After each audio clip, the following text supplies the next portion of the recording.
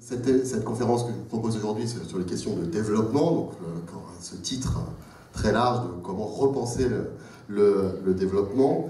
Le point de départ à cette présentation, c'est finalement cette idée selon laquelle le développement est finalement un concept difficile à définir, difficile à appréhender, mais que c'est des questions qui sont peut-être même des questions philosophiques, qui ont des implications très fortes ici sur les implications très fortes en termes de politique de développement. Donc la manière dont les différents pays vont mettre en place des stratégies de développement peut être liée aussi à la conception même de ce qu'on entend du coup par le développement. Alors ce que je vais vous présenter aujourd'hui, c'est une approche de long terme. Donc on ne va pas chercher à expliquer ici les performances de court terme d'une économie, donc comment d'une année à l'autre on augmente de 0,1 ou de 0,2 pourcentage de croissance. On va plutôt essayer de comprendre quelles sont les trajectoires longues des pays et d'identifier du coup ces politiques qui vont être ou non favorables à cette logique de développement de long terme. Alors évidemment, il faut pour cela se mettre d'accord sur ce qu'on va entendre qu'on va définir comme étant le développement. Donc ma présentation va suivre un petit peu l'évolution de ce concept tel qu'il a été perçu notamment par les économistes, mais également par les gouvernements, par les décideurs politiques, par les organisations internationales. Et donc on va partir plutôt d'une approche plutôt macroéconomique, donc comment les économistes ont perçu ou cherché à expliquer, à analyser le phénomène de développement des États, du développement des nations. Et puis on passera après, dans les nouvelles théories du développement, à une approche qui va être plus concentrée sur les individus. Donc c'est dans ce cadre-là qu'on sera notamment amené à discuter des problèmes de pauvreté. Derrière cette question-là, la question c'est de savoir quel est l'objectif à atteindre, à la fois pour les États, mais également pour les individus. Et donc la notion de développement humain, ici, va élargir ce concept de développement. On va sortir d'une approche purement économique pour prendre en compte d'autres dimensions de la vie des individus. Et donc ça a amené aussi à une remise en cause, à une nouvelle perspective ici sur les questions de développement.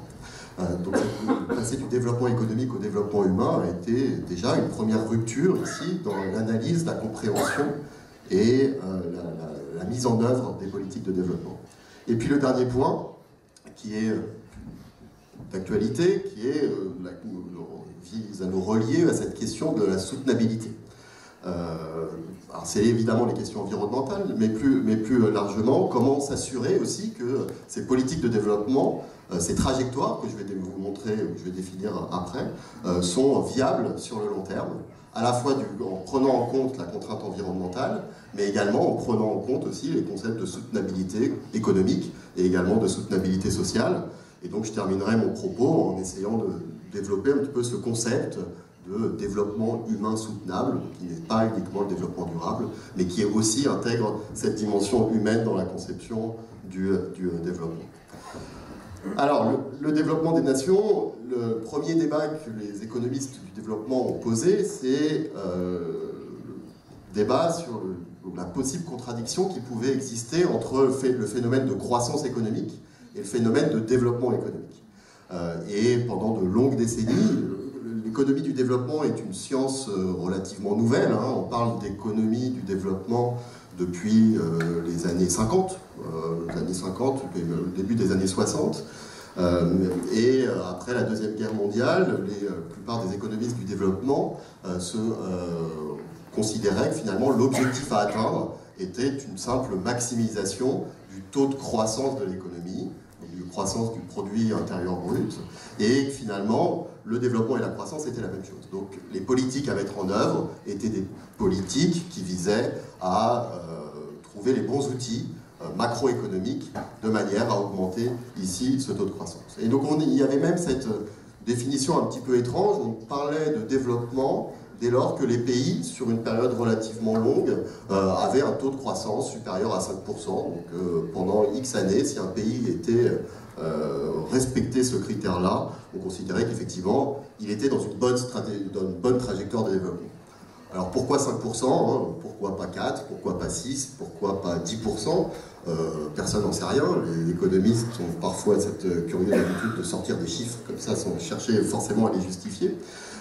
Mais on voit bien ici toutes les limites d'avoir cette approche qui était uniquement quantitative de du phénomène de développement.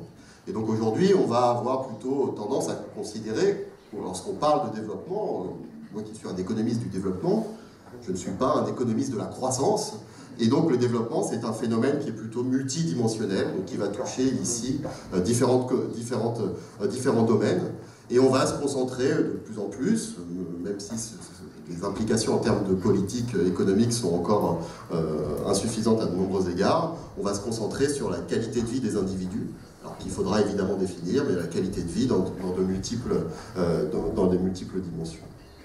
Alors, si je vous parle de croissance, c'est quelque chose qui, dans une approche historique, est toujours important à rappeler. Une question qu'on peut se poser, c'est finalement pourquoi la croissance, c'est quoi? C'est la croissance de la production et du revenu. Donc pourquoi, d'une période à l'autre, la production et les revenus vont augmenter? Et donc, voilà, un certain nombre d'économistes ici cherchent à expliquer ce phénomène. Ce qui peut nous intéresser ici, d'un point de vue d'une approche de développement, c'est que ces phénomènes de croissance, qui sont sur longue période, ne vont pas uniquement entraîner des changements de la structure économique des pays, mais ils vont également entraîner des profonds changements de mode de vie. Et donc, à travers la croissance, finalement, vous avez toute une série de changements dans la société qui vont s'opérer, sur lesquels les économistes ont finalement peu de choses à dire, et dans lesquels d'autres sciences sociales vont pouvoir documenter un certain nombre d'évolutions dans les rapports sociaux, dans les rapports ici, que ce soit des rapports de solidarité, de la manière dont vont s'organiser la société, la manière dont va se transmettre l'information au sein de la société, et que ça, c'est des choses qui vont accompagner, dans certaines situations, ici, le phénomène de croissance. Alors, si on note pour une perspective de très long terme, la croissance, en fait, est un phénomène qui est extrêmement récent au regard de l'histoire de l'humanité, et on parle réellement de croissance depuis, en tout cas pour les pays dits industrialisés, depuis la révolution industrielle. Avant la révolution industrielle, globalement, on va avoir quelque chose avec une évolution qui est très plate, c'est-à-dire que d'une période à l'autre, d'une génération à une autre, les niveaux de revenus, les niveaux de production étaient sensiblement équivalents. Et qu'est-ce que ça implique en termes de mode de vie? Ça veut dire que les populations vivaient à peu près de la même manière que vivaient ici les générations de leurs parents ou de leurs grands-parents.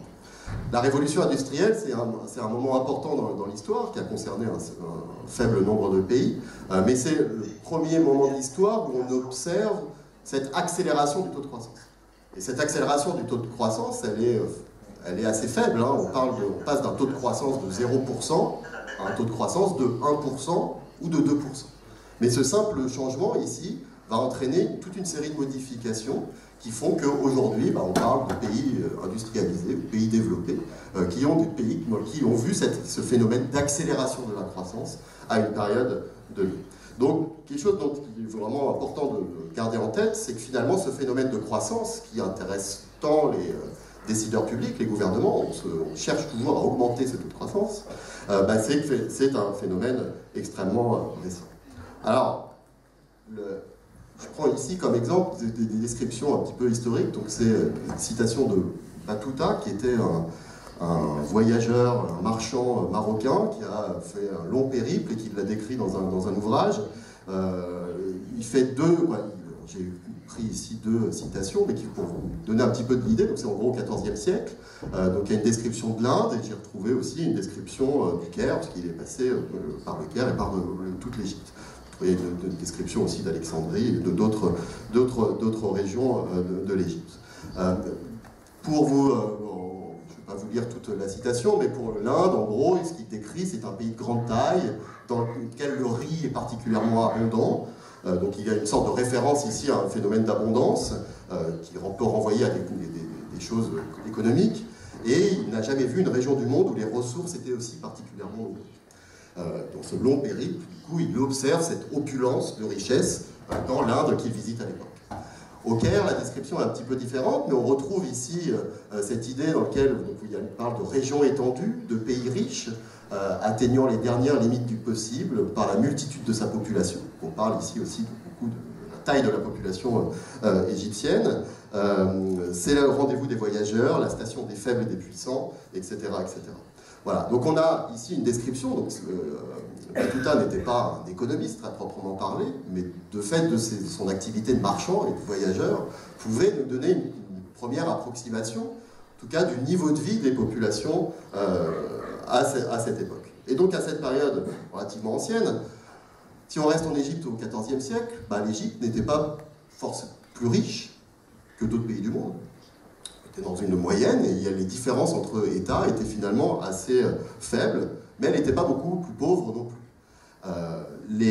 En moyenne, on pouvait retrouver dans les estimations qui ont pu être faites du revenu à l'époque, les individus étaient légèrement plus riches en Italie, en Chine, en Angleterre, mais globalement on était dans des écarts qui étaient très petits, très faibles au regard des écarts de revenus qui peuvent exister aujourd'hui entre pays riches et pays pauvres.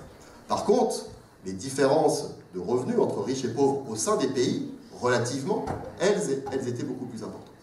Alors je ne dis pas ici que le problème des inégalités au sein des États n'est pas une question importante, c'est une question fondamentale, mais l'essentiel des inégalités qui existaient au niveau mondial étaient des inégalités qu'on allait retrouver dans chacun des pays, que ce soit des pays qu'on dit aujourd'hui des pays dits riches aujourd'hui ou des pays dits pauvres.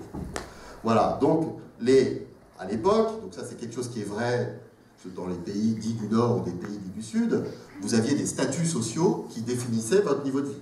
Et que ces statuts sociaux, donc il y avait absence de mobilité sociale, donc les statuts différents allaient impliquer ici des niveaux de vie différents. Alors aujourd'hui, les inégalités sont toujours très fortes, le statut social des parents reste un moteur ici très important ici des niveaux de vie des individus, les questions de genre aussi, les inégalités femmes-hommes qui peuvent aussi expliquer des différences de niveau de vie. La différence entre hier et aujourd'hui, c'est que le pays de naissance, finalement, comptait beaucoup moins à l'époque qu'aujourd'hui.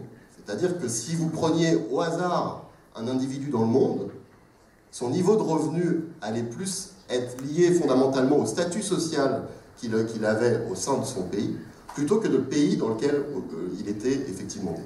Aujourd'hui, le principal déterminant du niveau de vie, du niveau de revenu d'un individu, va d'abord être le pays dans lequel il est né. Et ça, qu'est-ce que ça signifie ? Ça signifie que les inégalités entre les États, entre les pays dits riches et les pays dits pauvres, depuis cette époque, depuis le XIVe siècle, ont explosé.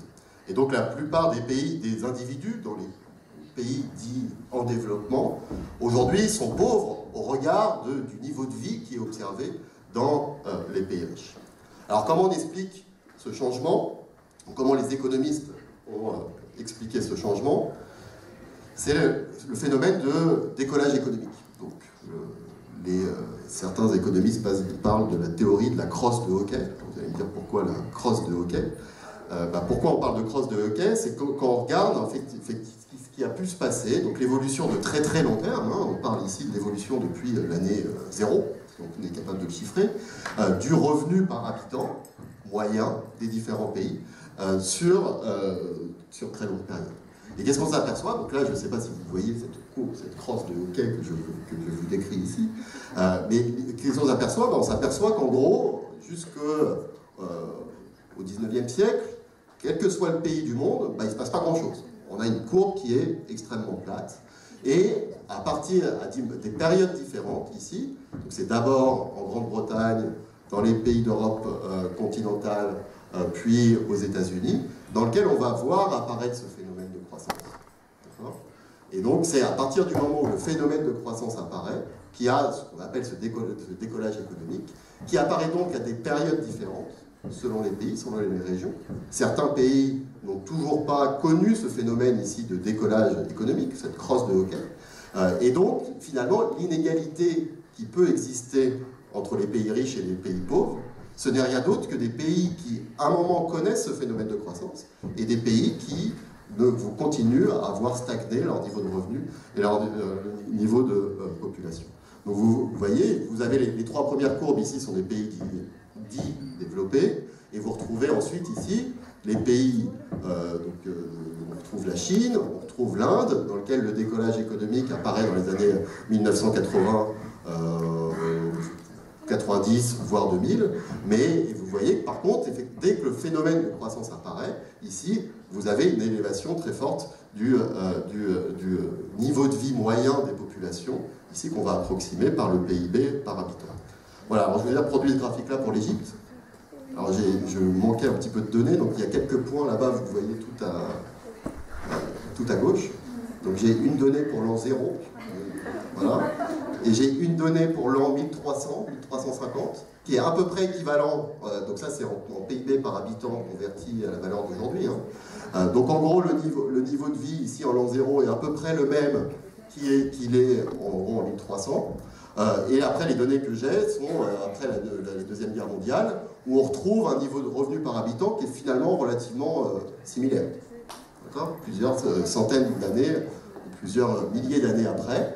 Mais on retrouve ici voilà, cette idée de crosse de hockey, effectivement crosse, mais avec ici un phénomène de croissance qui, en moyenne, ici on parle de PIB moyen pour l'ensemble de la population, se traduit par une élévation rapide du niveau de vie moyen des populations, tel bien qu'il est exprimé par le produit intérieur. Alors, je vais vous mettre dans ce tableau ici différentes statistiques de taux de croissance pour différents pays. Là, je n'ai pas l'Égypte, mais on peut le retrouver dans d'autres tableaux.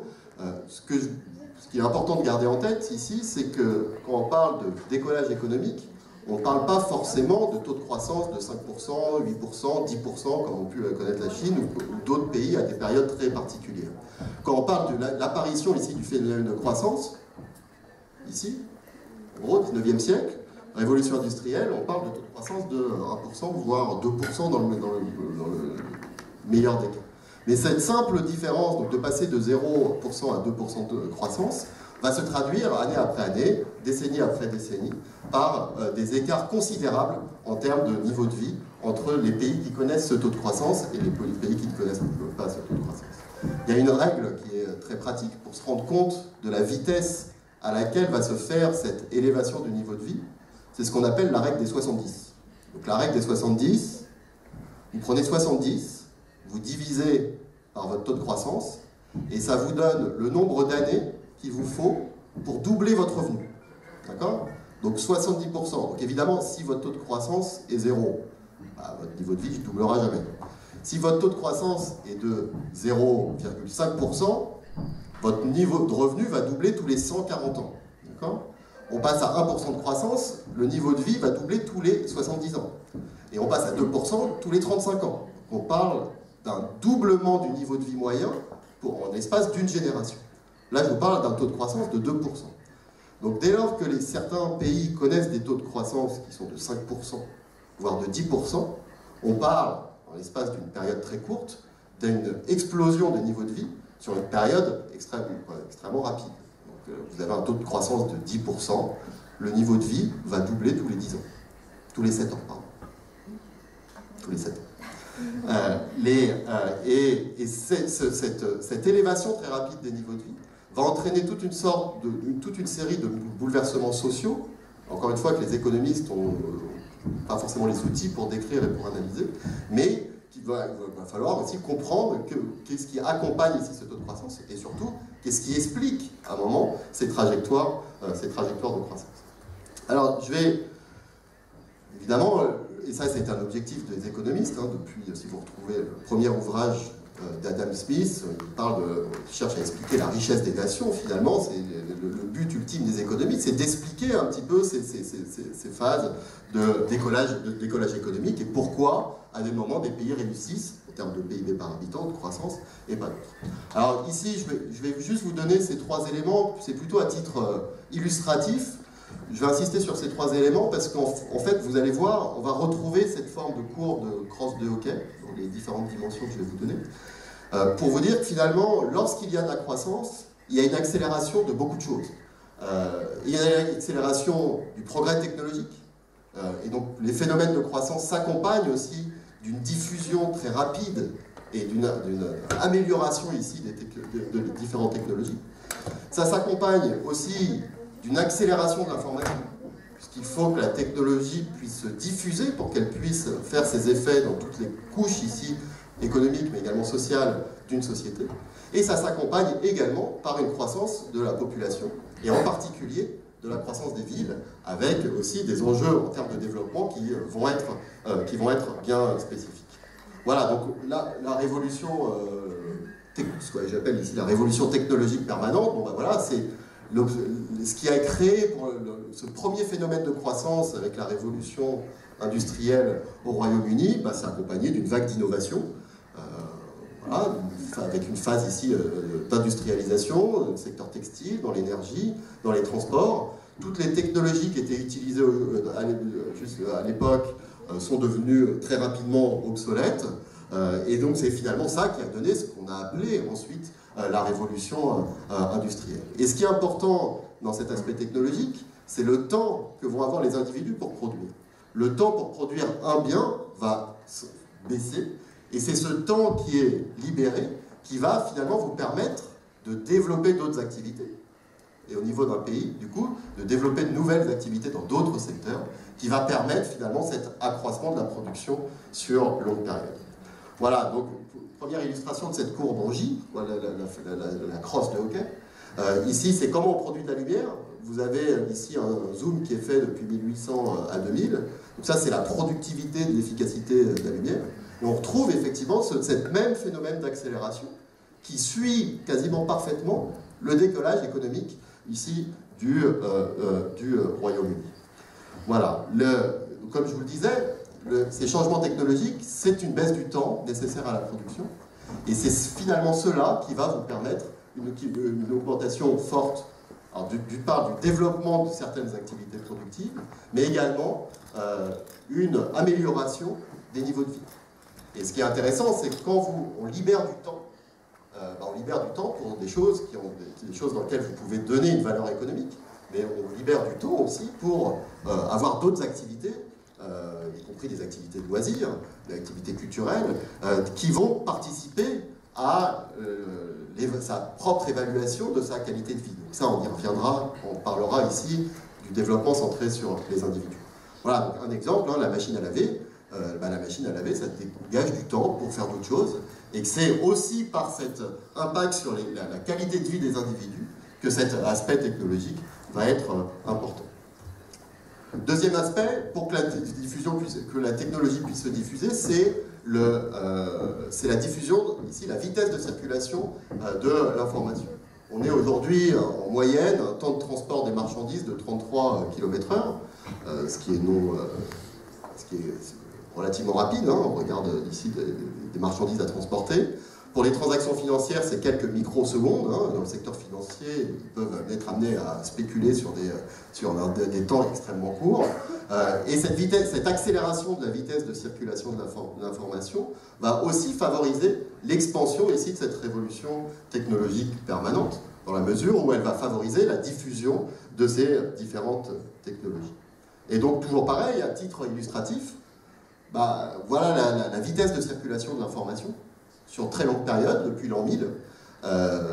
Qu'est-ce qu'on observe? C'est que pendant très longtemps, la vitesse de circulation de l'information était extrêmement faible, il ne se passe pas grand-chose, et vous avez à peu près à la même période aussi cette accélération, qui est aussi le fait d'innovation technologique, notamment dans le domaine des transports, mais qui va du coup entraîner, accompagner et amplifier ces phénomènes ici de diffusion de la technologie. Voilà, donc deux éléments qui sont très interconnectés, diffusion de la technologie et rapidité de cette diffusion de la technologie, qui sur le temps long vont être des facteurs importants de décollage économique, ici à ce stade que je définis uniquement comme cette élévation du revenu du PIB par habitant moyen. Et qu'est-ce qu'on observe dans le même temps, sur le mouvement qui a été accompagné, qui a accompagné ici ce phénomène de décollage économique, un phénomène de croissance de la population. Et donc ça, c'est la population mondiale. La croissance de la population a aussi suivi ici ces phénomènes d'augmentation de la production, d'augmentation du revenu. Et on retrouve un petit peu cette courbe en J, ce phénomène d'accélération qui va du coup accompagner ici ce phénomène de décollage économique. Et alors pourquoi cette croissance ici de la population est importante? Pour développer aussi une activité bien particulière qui va être le développement des activités industrielles. Pour pouvoir faire travailler des gens dans les usines, qui se caractérisent par des niveaux de productivité beaucoup plus importants, ce qui va permettre une élévation aussi plus rapide du niveau de production et du niveau de revenu des individus, vous avez besoin de libérer d'une part des travailleurs de certaines activités agricoles, donc vous avez besoin de rendre l'agriculture aussi plus efficace, plus productive, et le fait d'avoir moins besoin de travailleurs agricoles pour nourrir ces travailleurs non agricoles va être quelque chose, associé évidemment au phénomène de croissance de la population, qui va expliquer un phénomène massif, et un phénomène majeur ici sur le long terme de changement majeur au niveau de la société au niveau mondial, qui est ce déplacement de la population vers les villes. En 1850, vous n'aviez que 3 villes de plus de 1 million d'habitants. Aujourd'hui, vous en avez un nombre extrêmement élevé. Vous avez ici la carte des villes de plus de 1 million d'habitants dans le monde, avec aujourd'hui la plupart de ces grandes mégapoles qui sont situées, on va retrouver en Amérique latine, en Afrique, en Asie, évidemment, après en Europe et aux États-Unis, évidemment, mais qu'on va retrouver ici dans différentes régions du monde. Ça, c'est le regroupement ici de ces populations sur une unité urbaine. C'est aussi ce qui va, à un moment donné, favoriser l'émergence de production de grande échelle. Et c'est cette production de grande échelle qui va être particulièrement importante juste à ce moment très précis où la courbe du développement de long terme va commencer à s'accélérer. Donc au moment de l'apparition ici de ce phénomène d'accélération de la croissance, ces phénomènes ici urbains vont jouer un rôle très important. Voilà, le dernier transparent que je voulais vous montrer sur cette approche un petit peu illustrative, et sur lequel je reviendrai en dernière partie de ma présentation, c'est que cela n'est pas évidemment que cela a un impact très fort sur l'environnement. Donc je vous montre ici le changement climatique. Ce qui est assez frappant, c'est qu'on observe aussi cette courbe en J, la crosse de hockey, sur les questions des émissions. Et là, on parle de quelque chose qui est plus de la corrélation, c'est quelque chose qui a été démontré par les scientifiques, dans lequel c'est aussi le développement de cette activité humaine, donc ces phénomènes de décollage économique, qui expliquent en grande partie cette explosion aussi des émissions de gaz à effet de serre, avec toutes les implications que cela va avoir sur le changement climatique. Et donc aujourd'hui, c'est dans l'évolution du concept de développement, et j'y reviendrai encore une fois dans la dernière partie de mon introduction, c'est cet enjeu-là, les conséquences des phénomènes de développement économique sur l'environnement, sur la soutenabilité de long terme, qui doivent aussi intéresser en premier lieu les économistes du développement et au-delà les décideurs politiques, l'ensemble des populations. Alors, cette première partie visait plus à illustrer un petit peu ce qu'on appelait, dans une vision très traditionnelle, ce phénomène de décollage économique ou de développement économique. Je vais vous montrer maintenant comment les économistes analysent la détermination du revenu. Donc, je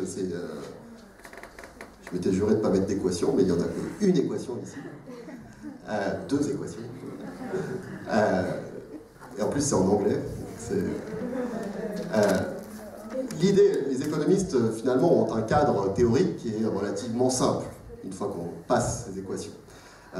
Comment un économiste standard, je regarde mes collègues, va voir finalement la détermination du revenu, va considérer que finalement le revenu par habitant, ici, ou la croissance du revenu par habitant, ça va être 3 choses. Ça va être, d'une part, l'accumulation de capital physique. Ça, c'est quoi? C'est de l'investissement, donc du capital. C'est de l'accumulation de ce qu'on va appeler du capital humain, voilà, de la connaissance, à travers ça l'éducation, la santé. Et ça va être c'est quelque chose qui va être de la croissance de la productivité, tous les aspects, notamment liés à tous les aspects de technologie que je vous définissais précédemment. Donc, objectif, et beaucoup d'économistes se sont intéressés à cette question, c'est, on va dire finalement, le niveau de vie, la différence entre les pays riches et les pays pauvres, c'est que les pays riches investissent plus dans les connaissances, en capital humain, et investissent plus dans la productivité. Et donc c'est ce qu'on va appeler les facteurs traditionnels du revenu. L'accumulation de facteurs, les pays pauvres n'investissent pas suffisamment. Voilà. La différence d'accumulation de capital humain, donc les pays pauvres n'investissent pas suffisamment dans l'éducation et la santé. Et sur la productivité, les pays pauvres n'investissent pas suffisamment sur la technologie. Voilà, ça c'est le cadre théorique, standard, peut-être un petit peu simpliste ici, dans lequel les économistes vont traditionnellement voir cette vision sur la détermination du revenu. Ce qui est intéressant en recherche en économie du développement, c'est qu'un certain nombre d'auteurs, d'économistes, considéraient que la capacité d'un pays à investir, à accumuler du capital humain ou investir dans la productivité, c'était pas quelque chose qui tombait du ciel, qui était inexpliqué. Et pour comprendre sur le très long terme ces différences de revenus entre les différents pays, beaucoup aujourd'hui considèrent que ces différences d'accumulation, ces différences de productivité sont susceptibles d'être expliquées par des causes plus fondamentales. On va parler ici des déterminants fondamentaux du développement. Voilà, donc ça c'est juste la corrélation entre l'investissement et le niveau de vie, le PIB par habitant, la corrélation ici entre l'éducation et le PIB par habitant. Et donc dans cette littérature en économie du développement sur les déterminants dits fondamentaux du développement, beaucoup, en gros il y a trois grandes familles ici de courants de pensée. Le premier considérait que finalement ce qui allait expliquer ces différences de revenus, c'était des facteurs qui étaient des facteurs géographiques. Donc cette idée qu'un certain nombre de caractéristiques géographiques allaient influer directement sur la capacité des pays à investir dans le capital physique, dans l'éducation ou dans la productivité. Donc des phénomènes comme par exemple l'enclavement, l'accès à la mer, peuvent jouer potentiellement ici sur cette capacité à investir dans ce que les économistes considèrent comme étant des facteurs de détermination du revenu. Des aspects aussi climatiques, la productivité va être très différente dans une région riche ou dans une région pauvre, riche ou pauvre, chaude et riche, et froide, et donc le climat peut avoir un effet direct ici sur la productivité, ou un effet indirect via un certain nombre de maladies qui vont être spécifiques pour un certain nombre de régions particulières. Et donc finalement, quelque chose qui est un petit peu, en tout cas préoccupant sur le rôle, en tout cas, que les économistes peuvent avoir, ou le rôle des politiques du développement sur la détermination de long terme, qui finalement, tout ça s'explique par des facteurs qui sont exogènes et dans lesquels finalement les politiques de développement ont très peu de rôle à jouer. Deuxième courant de pensée a considéré que ce qui comptait et ce qui allait déterminer ici cette capacité à investir, cette capacité à accumuler du capital humain ou de voir croître la productivité, c'était l'intégration commerciale. Donc je passe ici une très grande, et ce n'est pas l'objet de cette conférence, mais une très grande littérature sur les bénéfices ou les coûts liés à l'intégration commerciale. Vous avez des fortes controverses ici entre chercheurs dans les années 90-2000, certains considérant qu'effectivement c'est un déterminant important des performances de long terme des pays, et d'autres considérant que finalement c'est un facteur parmi d'autres qui a peu d'impact. Je m'intéresse plus ici à la troisième dimension qui a beaucoup du coup intéressé les économistes du développement et les organisations internationales, notamment à partir des années 2000. Donc vous avez un premier bouleversement aussi, une évolution, un infléchissement des politiques de développement à partir de la fin des années 90 et le début des années 2000, auquel on va considérer que les institutions ici sont un facteur potentiellement très important du développement. Alors, l'enjeu pour les économistes, c'est distinguer un petit peu ces différents facteurs. Donc, je ne vais pas tous vous les détailler, mais pour vous résumer un petit peu l'enjeu, c'est que le revenu est certes potentiellement déterminé par la géographie, l'intégration et les institutions, mais la géographie va également avoir un impact sur l'intégration, va également avoir un impact sur les institutions vont avoir un impact sur l'intégration, etc., etc. Donc ça, c'est un enjeu bien connu des économistes, c'est vous avez de multiples relations de causalité, il est très difficile de distinguer ici quel phénomène cause l'autre phénomène. Et ce qui nous intéresse ici, c'est de déterminer ici de la causalité pour expliquer un petit peu ce qui nous intéresse in fine, qui est la détermination du revenu. Le revenu lui-même a un impact, alors il n'a pas d'impact sur la géographie, ça on est sûr, mais il a un impact sur l'intégration. On sait que les pays riches ont aussi une capacité plus importante à commercer, et les pays à revenus élevés peuvent aussi se voir développer leurs institutions, parce qu'il y a une demande pour les bonnes institutions qui va également se développer avec le revenu. Et cette littérature, dans les années 2000, va petit à petit, après plusieurs travaux, donc c'est les travaux très importants d'Acemoglu, Johnson, Robinson ou de Roderick, notamment, de Roderick et Subramanian, vont finalement considérer que les institutions sont peut-être le facteur le plus fondamental qui, sur le long terme, va expliquer ici ces différences de développement. Alors, ici, je vous dis la définition, en tout cas comment les économistes entendent ce phénomène d'institution. Les institutions, donc c'est pas uniquement le système légal d'un pays, hein, c'est l'ensemble des règles, qu'elles soient formelles, informelles, qui vont permettre à une société de fonctionner dans les domaines politiques, économiques, sociaux, qui vont régir un certain nombre d'interactions sociales.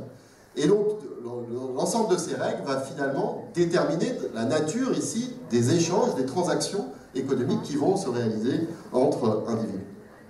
Et les travaux, donc c'est des travaux empiriques ici, qui essayent de comparer les performances relatives de différents pays, donc notamment ces travaux de Roderick et Subramanian, considèrent que lorsqu'on cherche à analyser simultanément l'impact à la fois de la géographie, de l'intégration et des institutions, les institutions apparaissent comme le seul déterminant robuste ici pour expliquer ici les différences de revenus. Qu'est-ce que ça veut dire?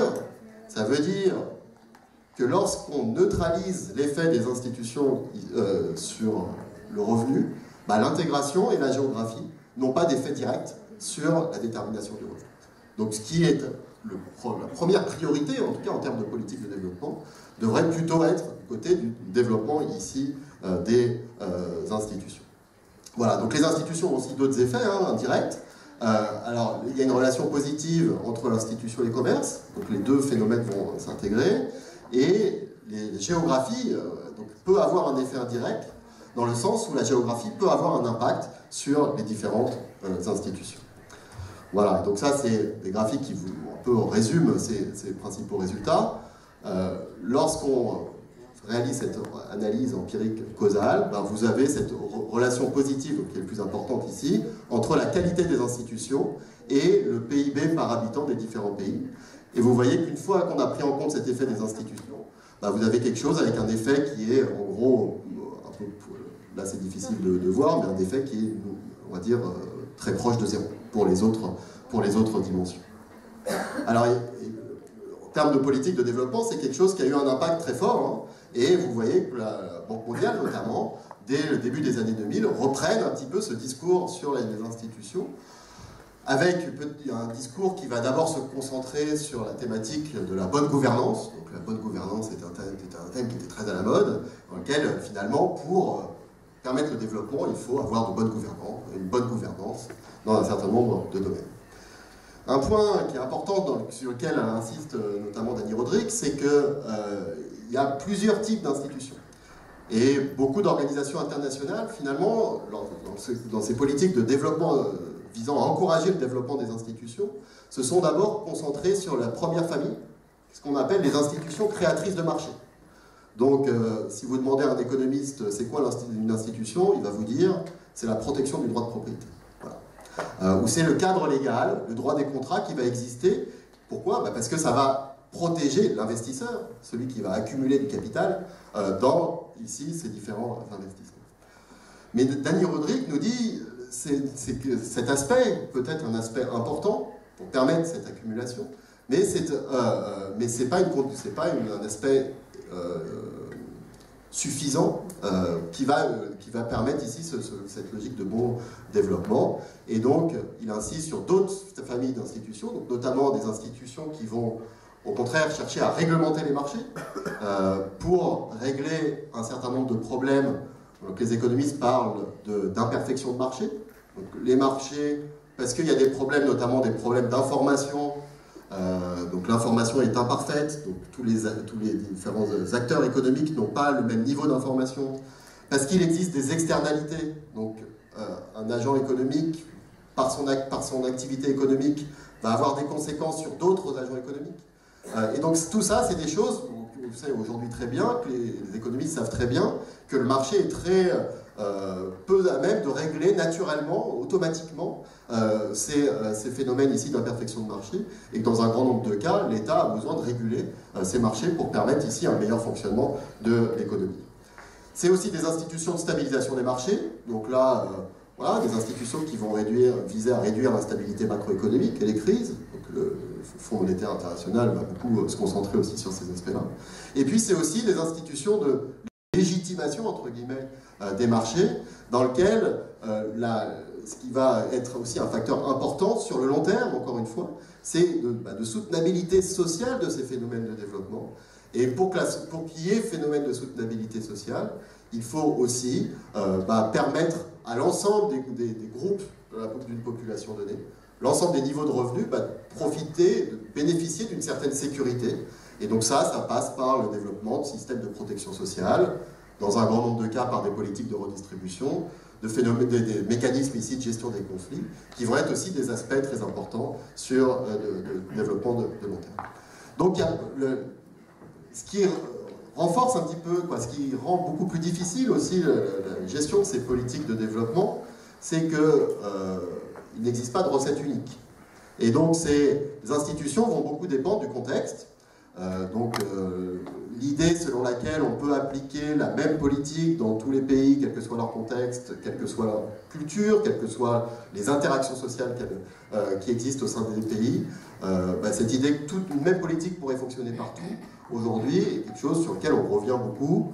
Pourquoi? Parce que différentes organisations de la société sont possibles, et cela va répondre aussi à différentes institutions, différents cadres institutionnels, qui vont du coup être spécifiques à chaque pays. Et quand on regarde ce qui a plutôt bien marché dans des pays qui ont réussi à se développer, entre guillemets, sur le long terme, c'est des politiques qui vont être considérées comme étant des politiques dites conventionnelles, protection du droit des investisseurs, etc. Et puis, dans de nombreux cas, des politiques non conventionnelles, passant parfois par de la politique industrielle, par des développements de systèmes de protection sociale, de développement ici innovant de financement pour certains groupes sociaux, des agriculteurs, etc. Et donc c'est ce mix ici de mesures conventionnelles et non conventionnelles qui pourrait être aussi un facteur de succès en termes de développement. Alors comment on opère ce choix des institutions? Là, les économistes n'ont pas grand-chose à dire, pour être très honnête. Ce qu'on peut dire, c'est que les institutions sont des choix collectifs. Et donc c'est peut-être à ce niveau-là aussi qu'apparaissent l'importance de choses qui sont liées notamment au débat public. Donc en gros, c'est quelle est la meilleure manière d'aboutir à des choix collectifs qui correspondent à des institutions qui reflètent effectivement une société. Et donc vous avez un débat sur l'aspect de quel est le rôle, l'influence de la démocratie dans le développement. Si on opte pour cette approche institutionnelle, la démocratie ici peut être perçue comme ce qu'on appellera plutôt une méta-institution. C'est en gros un système, un fonctionnement de la société qui permettra à une société à choisir finalement les institutions qu'elle désire. Mais ça, ce n'est pas un économiste qui vous dira voilà l'institution que vous devez mettre en œuvre dans le contexte particulier. Alors une première synthèse, on est resté ici à un niveau très macroéconomique, au niveau des États. Donc il y a plusieurs épisodes de décollage économique, différents pays, en différentes périodes. On sait aujourd'hui, en tout cas on tend à reconnaître ce rôle fondamental des institutions, et on sait aussi qu'il n'existe pas de politique unique, en tout cas de recettes uniques qui vont permettre d'expliquer, d'appuyer sur un bouton, voir apparaître ce phénomène de développement économique, ou de décollage économique. Le problème, le principal problème ici à cette approche, c'est que c'est une approche très macro, et qu'on peut se poser des questions, en tout cas, sur sa suffisance pour appréhender les phénomènes du développement. Et donc je passe à cet aspect plus individuel, donc qui appelle aussi à une redéfinition de ce qu'on entend par le développement. Alors la première remarque, c'est que dans toute l'analyse que j'ai faite précédemment, je vous ai parlé du revenu moyen d'une population. Donc en gros, c'est le PIB par habitant, le produit intérieur brut par habitant. Donc c'est l'ensemble de la production d'un pays, l'ensemble des revenus d'un pays, divisé par la population. Et ça vous donne une idée du revenu moyen. D'accord ? Sauf que le revenu moyen, dès lors que la distribution du revenu dans une société est très inégale, on sait que ce revenu moyen ne veut pas dire grand-chose. Et il va être un très mauvais indicateur pour refléter l'état de vie, le niveau de vie ici des populations. Et donc ça renvoie à deux problèmes. Le problème de la pauvreté, que je vais définir après, et le problème des inégalités, de cette distribution des revenus. Et plus une société est inégale, moins l'utilisation de cet indicateur, qui était un petit peu l'indicateur unique pour mesurer ce développement, moins cet indicateur-là va être pertinent pour analyser ici les conditions de vie, la qualité de vie d'une population. Alors la pauvreté, je passerai assez vite sur les aspects de définition, mais ce que aujourd'hui les organisations internationales définissent comme de la pauvreté, dite pauvreté absolue, ça va être le pourcentage d'une population qui vit avec moins d'un seuil de revenu monétaire donné. Donc aujourd'hui, le premier seuil de pauvreté qui est utilisé au niveau international, ça correspond à un revenu du coup individuel inférieur à 1,90 $ par jour. Voilà. Donc ça, c'est ce qu'on va appeler l'extrême pauvreté. C'est ce qu'on observe sur vraiment un regard très global, c'est que ce taux de pauvreté le taux de pauvreté, donc la proportion d'individus pauvres, quand on se considère sur cet indicateur, a eu tendance à baisser depuis les années 90, de manière assez rapide, notamment dans les années 2000, où on est au niveau mondial, dans l'ensemble du monde, à un taux qui est autour de 10%. On parle là évidemment d'extrême pauvreté. Cette extrême pauvreté définit un seuil de subsistance. On est vraiment à un seuil les gens qui travaillent sur les questions de mesure de pauvreté considèrent qu'il s'agit du minimum pour vivre. Ce phénomène de baisse, on le retrouve dans différentes régions du monde, mais avec des niveaux et un phénomène ici qui va être très différent selon les régions du monde. En fait, quand on regarde ici ce qui s'est passé en tout cas dans les années 90 et dans les années 2000, c'est que la baisse de la pauvreté qu'on va observer au niveau mondial est d'abord une baisse de la pauvreté qu'on va retrouver sur cette zone rouge ici, qui est dans la région d'Asie de l'Est et du Pacifique, dans lequel vous avez effectivement un très grand nombre d'individus, des millions d'individus qui sont sortis de la pauvreté sur une période relativement courte, et qui a en fait un phénomène qui a accompagné le phénomène de décollage économique que je vous ai montré précédemment pour des grands pays comme la Chine ou l'Inde. Et donc ça, c'est quelque chose qui a expliqué au niveau global, cette baisse très rapide, entre guillemets, du taux de pauvreté. Vous regardez ici, pour l'Afrique subsaharienne, jusque dans les années 2000, vous aviez continué à avoir une hausse du nombre de pauvres, et que ce nombre de pauvres commence à décliner, en tout cas depuis les années 2010, mais c'est un phénomène qui est ici beaucoup plus récent. Voilà, et donc avec ici des différences très fortes qui existent entre régions. Donc là, vous avez l'Asie du Sud-Est, vous voyez, on passe de 60% à moins de 5% de taux de pauvreté en l'espace de même pas 20 ans, et puis des taux de pauvreté qui restent aussi beaucoup plus élevés dans certaines régions, notamment en Afrique subsaharienne. Voilà, donc ça c'est les statistiques pour l'Égypte. Le premier taux de pauvreté que je vous ai défini, c'est ce seuil de 1,90 $ par jour. Donc un taux de pauvreté avec cet indicateur-là, qui est très faible pour l'Égypte.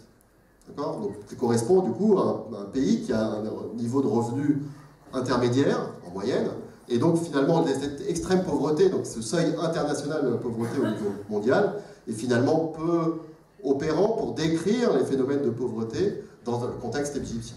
Donc ce qui va être plus intéressant, c'est de prendre d'autres seuils, donc les seuils à 3,20 $ par jour. Donc là, on est en gros autour de 16% de taux de pauvreté avec cet indicateur-là.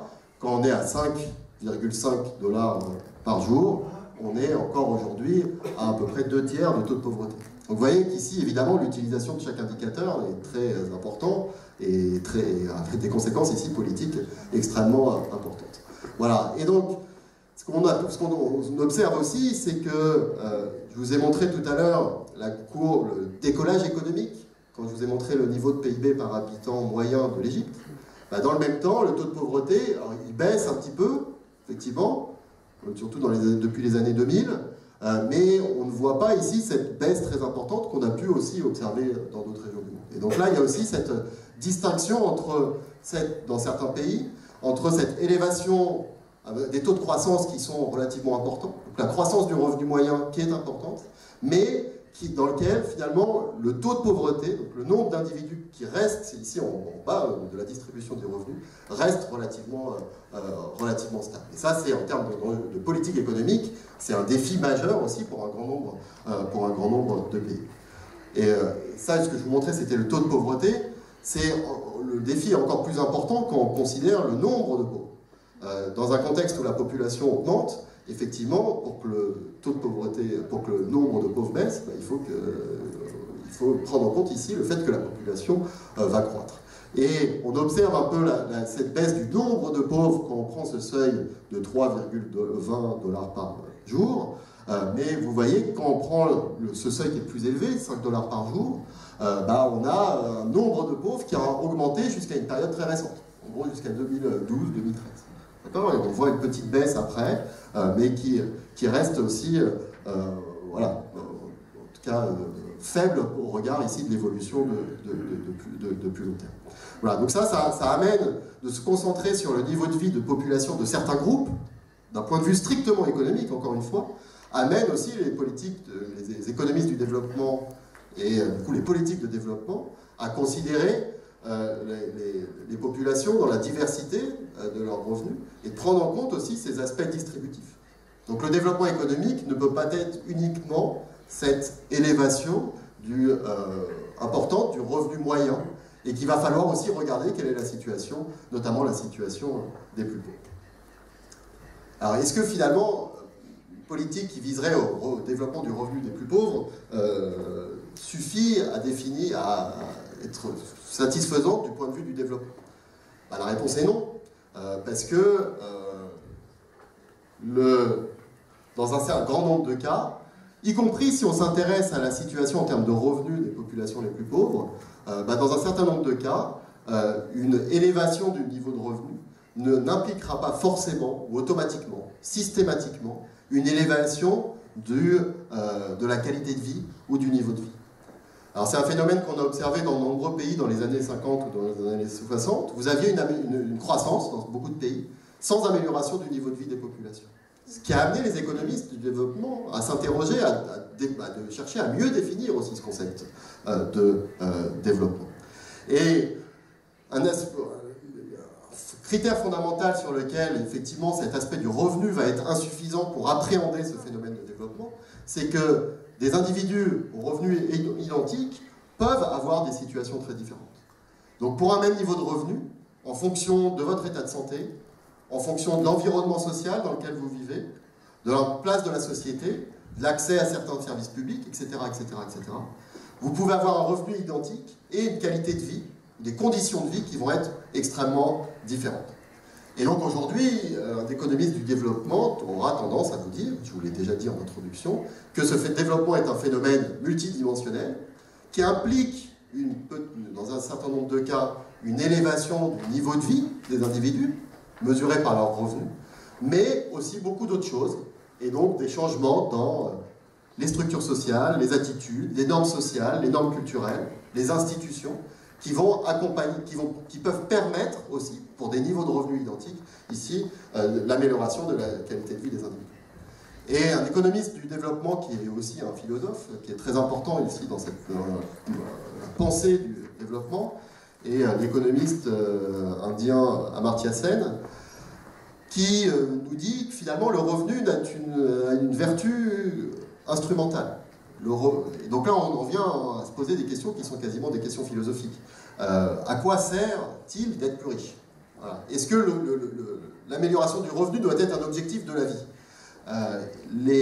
Ce que va considérer Amartya Sen, c'est que le revenu peut permettre d'avoir une vie meilleure, évidemment, mais que finalement, ce qu'il va appeler la ligne de démarcation de la pauvreté entre les riches et les pauvres, c'est la capacité des individus à faire des choix. Et ça renverse complètement ici la manière de percevoir le développement. D'une part, on part de l'individu, et on va dire à l'individu, ce qui va compter, c'est la capacité de choisir ce que vous voulez être, donc le métier que vous allez vouloir exercer, les activités que vous allez vouloir faire, ou de ce que vous voulez faire, donc le type de choses que vous souhaitez faire dans la vie. Et finalement, le développement, ce n'est plus d'améliorer le revenu, c'est finalement d'élargir, j'allais dire, le choix des possibles, donc d'élargir ici la capacité des individus ici à faire des choix. Et donc Amartya Sen considère que finalement le développement ce n'est rien d'autre qu'une liberté. C'est la liberté donnée aux individus de réaliser les choix de vie qu'ils souhaitent effectivement opérer. Et ce qui va définir du coup le développement sera cette capacité des individus à faire des choix, ce qui aura un impact direct sur leur propre perception de leur qualité de vie, sur ce qu'on va considérer comme étant du bien-être, et qui va aller bien au-delà ici de la simple question du revenu. Finalement, à quoi bon être riche si je ne peux pas opérer ou réaliser les activités qui me tiennent à cœur et qui me permettront réellement d'être heureux dans ma vie. Et donc on part ici des individus et on renvoie à une question que je pourrais renvoyer à Aristote, je ne vais pas vous faire un cours de philosophie, mais finalement la question qui se pose et qui rend beaucoup plus complexe le travail des économistes du développement, c'est qu'est-ce qu'une vie meilleure ? Comment on peut définir aujourd'hui cette vie meilleure d'un point de vue à la fois objectif, donc en établissant des critères permettant de dire que les individus ont effectivement une vie meilleure, mais également aussi d'un point de vue subjectif, qu'est-ce qui font que les individus vont vouloir faire un certain nombre de ces choix-là. Donc l'idée selon laquelle finalement, c'est l'approche qu'on va plutôt opérer ici, que le revenu a une valeur instrumentale, mais que finalement chaque individu n'a pas les mêmes opportunités réelles. Donc ce concept d'opportunité réelle est extrêmement important. Et donc pas les mêmes capacités à convertir le moyen, donc ici le revenu c'est considéré comme le moyen, et ce qui va être fondamental c'est cette capacité à convertir le moyen en une fin, en un objectif d'une vie, et finalement c'est quoi? C'est cette aspiration à cette vie meilleure. Et donc le rôle de l'économiste ici, c'est de dire comment je facilite ici cette conversion du moyen en fin, de l'outil qui va être le revenu, en objectif de vie pour les individus. Alors il y a évidemment des caractéristiques objectives permettant de développer ces opportunités. On sait par exemple qu'un individu qui va être éduqué, ça lui multiplie la possibilité de faire des choix. Être en bonne santé, même chose. Donc l'aspect de l'éducation et de la santé, pas uniquement important du point de vue de l'accumulation du capital humain, comme je vous l'ai montré dans la première partie, mais également dans cette capacité des individus ici à faire les choix qu'ils souhaitent opérer. Voilà, et donc tout un indicateur que vous connaissez peut-être, l'indicateur du développement humain, qui a été développé par le Programme des Nations Unies pour le développement, le PNUD, ici, va combiner ces différentes dimensions, le revenu, l'éducation, la santé, avec cette idée que finalement ça donne une idée déjà plus large, plus englobante ici de ce qu'est le développement. Donc la question qu'il faut se poser, si on est d'accord, si on se met d'accord sur le fait que l'idée de croissance, finalement, que la croissance est un moyen, et que le développement humain est un objectif, donc on peut ne pas être en désaccord là-dessus, on peut être en désaccord là-dessus, Vous pouvez considérer que finalement l'objectif de la vie c'est de gagner de l'argent, mais si on se met d'accord que ce n'est qu'un moyen, alors, voilà, est-ce qu'on a besoin de la croissance pour améliorer ici le développement humain? Et cela, ça invite aussi à réfléchir à la nature de la croissance. Et donc une politique qui visera à élever le taux de croissance pourra avoir des conséquences très différentes en termes de développement humain. Pourquoi? Parce que la croissance va pouvoir, donc du revenu privé, va pouvoir ou non permettre de développer un certain nombre de ressources qui vont permettre d'améliorer l'accès, par exemple, aux biens publics. Donc si la croissance du revenu permet d'augmenter cet accès aux biens publics, c'est quelque chose qui va avoir tendance à profiter à l'ensemble de la population. Mais ce n'est pas systématiquement le cas. Et donc cet aspect ici, l'utilisation des fruits de la croissance va être du coup un aspect extrêmement important. La deuxième chose, c'est que l'effet sur le niveau de vie va dépendre de, si la croissance c'est l'élévation du revenu moyen, l'effet sur le niveau de vie va dépendre de qui s'enrichit. Et dans de nombreux cas, et c'est particulièrement frappant dans le cas des États-Unis dans les 2 dernières décennies, la croissance est tirée uniquement par le haut de la distribution de revenus. Donc la croissance moyenne du revenu moyen de la population est en fait uniquement tirée par la croissance du revenu des plus riches. Donc ce qui a peu de conséquences ici sur le niveau de vie, d'une part des couches les plus populaires, mais également des classes moyennes. Et donc la question des inégalités est là, de ce point de vue, extrêmement importante. Et donc les économistes du développement avaient plutôt tendance à minimiser ici cet aspect lié aux questions des inégalités.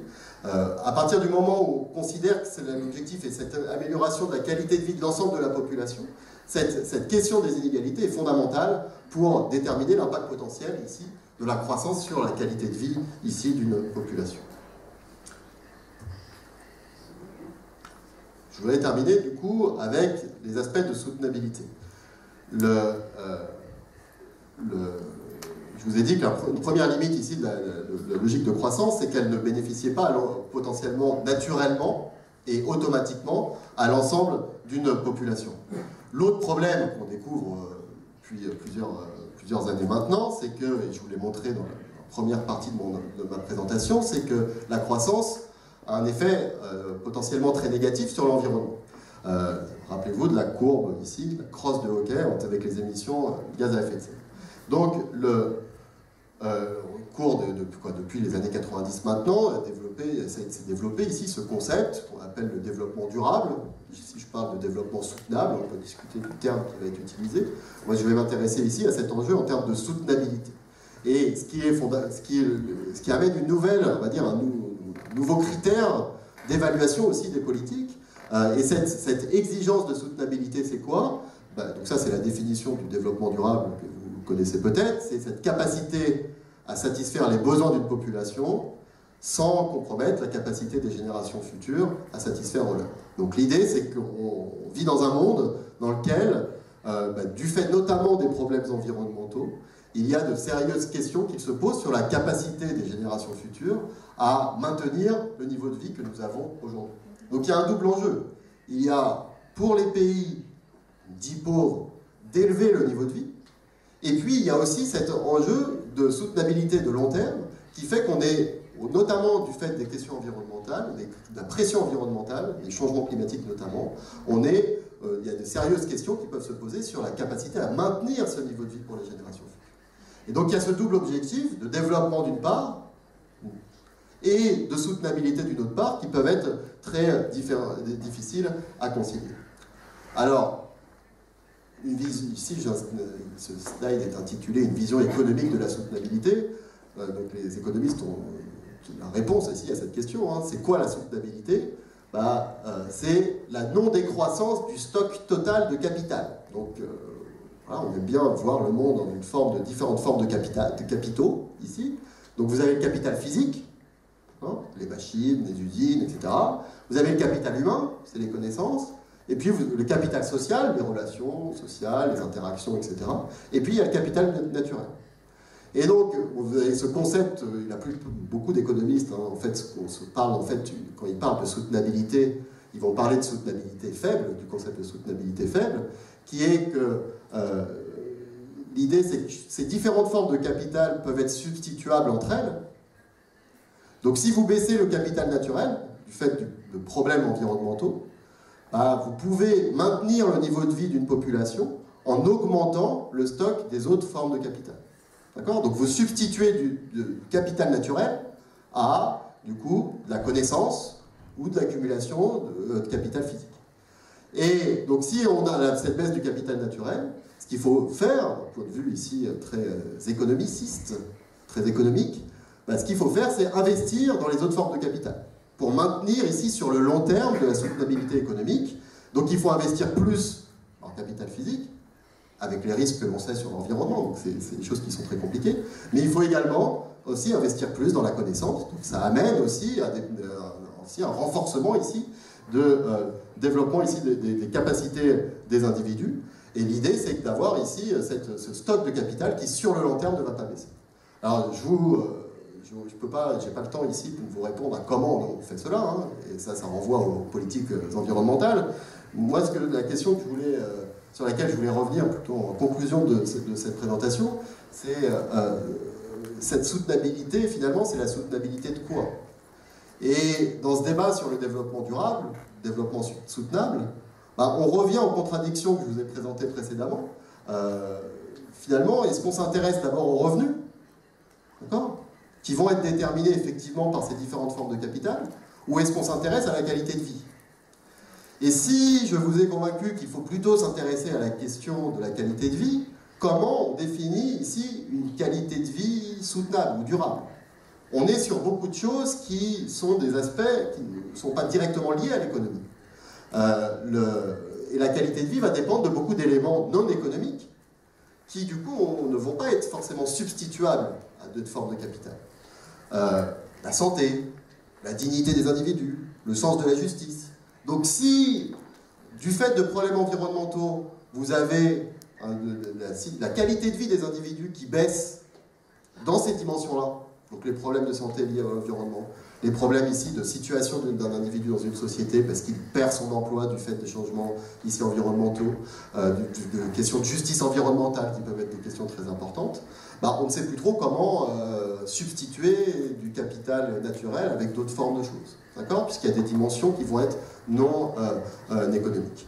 Et donc ça, et c'est notamment l'approche aussi proposée par Amartya Sen, va plutôt du coup insister dans ce débat sur le développement durable que l'approche doit être forcément inclusive. Et donc cette concentration ici d'intérêt des économies sur la non-décroissance du capital ne suffit pas. Donc dans ce débat sur le développement durable, il ne faut pas oublier toute la réflexion que je vous ai présentée précédemment, qui est que ce qui compte, c'est la qualité de vie, et du coup ici la qualité de vie sur le long terme. Et donc les politiques publiques, ici, si je dois faire des implications en termes de recommandations en termes de politique publique, doivent s'intéresser pour chaque génération, donc pas uniquement ici sur le long terme, aux conséquences sur le bien-être des différents groupes sociaux. Et là, on est obligé d'avoir des outils effectivement économiques, mais également des outils d'autres politiques publiques qui vont s'intéresser à ces différentes dimensions. Donc, les implications en termes de politique de développement aujourd'hui, c'est que vous avez toute une série de questions qui vont être spécifiques à chaque pays, spécifiques, par exemple, des questions environnementales spécifiques en milieu urbain, la question des transports, la congestion, qui vont être très importantes, qui vont avoir beaucoup d'effets sur la qualité de vie des individus.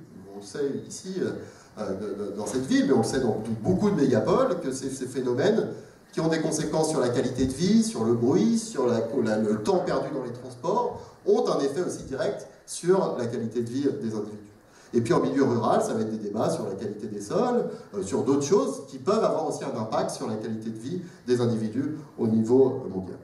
Voilà, et donc, qu'est-ce que ça amène à faire, du point de vue ici des politiques de développement? C'est de prendre en compte, évidemment, ces effets des problèmes environnementaux et des politiques environnementales sur aussi l'ensemble des groupes sociaux, l'ensemble de la population. Pas uniquement l'impact que cela va avoir sur les aspects macro, mais également l'impact que ça va avoir sur les plus pauvres, parce qu'on sait que c'est aussi les plus pauvres qui vont être le plus vulnérables au changement climatique. Cette dimension un petit peu plus large des questions de développement, c'est quelque chose, une idée qui se distille un peu dans les politiques des organisations internationales. Depuis ici 2015, l'ONU a défini ce qu'on appelle les objectifs du développement durable. Je vous résume ici, il y en a 17. Je ne vous liste pas tous les sous-indicateurs qu'il existe, il y en a plein. Ce que je veux vous montrer ici, c'est qu'on parle d'objectifs du développement durable. Mais on n'est plus uniquement sur des questions, de la simple question ici de problèmes environnementaux. On intègre les problèmes environnementaux, mais on doit aussi avoir ces aspects ici plus inclusifs. Donc vous retrouvez des choses dont je vous ai parlé, sur la pauvreté, sur l'éducation, sur la santé, mais on va retrouver ici la question des inégalités par exemple, et d'autres choses qui vont avoir un impact direct ou indirect ici sur la qualité de vie des individus. Et j'en viens donc à ma conclusion, qui est un peu le point ici, le point de vue que je souhaitais développer dans cette conférence, c'est que ce que j'ai essayé de vous montrer aujourd'hui, c'est que d'une part, décollage économique défini comme étant ce phénomène ici d'accélération de la croissance est un phénomène qui est extrêmement complexe, qu'on sait aujourd'hui qu'il s'appuie dans un grand nombre de cas sur le développement des institutions, qu'il y a un effort très important à mettre ici sur ces aspects de développement institutionnel, mais que la croissance ne suffit pas et que le développement humain ici va passer par l'accroissement de ce qu'on appelle des opportunités réelles offertes par les individus. Et donc là, l'éventail des politiques publiques à mettre en œuvre va aller au-delà des simples questions ici économiques dans les politiques de développement. Et donc pour, ici, dans une logique de soutenabilité, prendre en compte ici cet aspect de très long terme, puisqu'on souhaite avoir ici cette approche de long terme, le développement doit être soutenable et inclusif. Et donc c'est le concept qui était proposé par Amartya Sen, qui est d'avoir une sorte de développement humain soutenable, qui reste du coup à définir ici dans les politiques publiques. Voilà, je vous remercie pour votre attention.